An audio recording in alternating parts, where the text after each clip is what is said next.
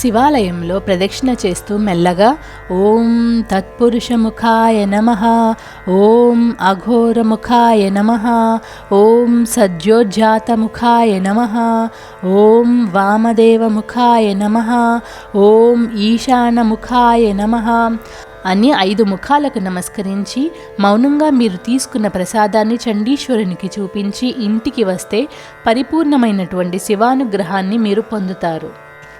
చాలామంది ప్రదక్షిణ సమయంలో తెలిసిన వారు కనిపిస్తే దేవుణ్ణి మర్చిపోయి మీరు వచ్చారా, ఎప్పుడు వచ్చారు, ఇప్పుడే వచ్చారా, బాగున్నారా, ఒక్కళ్ళే వచ్చారా ఇలా మాట్లాడుకుంటారు. ఏ దేవాలయానికైనా వెళ్ళినప్పుడు బాహ్య ప్రపంచాన్ని కాసేపు వదిలేసి దైవనామస్మరణతో ఉండండి. వాళ్ళని వీళ్ళని పలకరించాలనుకుంటే ఇంటికి వెళ్ళి ఫోన్లో కూడా మాట్లాడచ్చు. కానీ దేవుడితో మాట్లాడడానికే కదా వచ్చింది గుడికి. ఇంటికి వెళ్ళి శివుడికి ఫోన్ చేసి మాట్లాడలేం కదా. అందుకే గుడికి ఎందుకు వెళ్ళామో ఆ పని మాత్రమే చేయాలి. వాళ్ళు ఫీల్ అవుతారు, వీళ్ళు ఫీల్ అవుతారు అని పలకరిస్తే దేవుడు కూడా మనల్ని వెయిటింగ్ లిస్ట్లో పెడతాడు.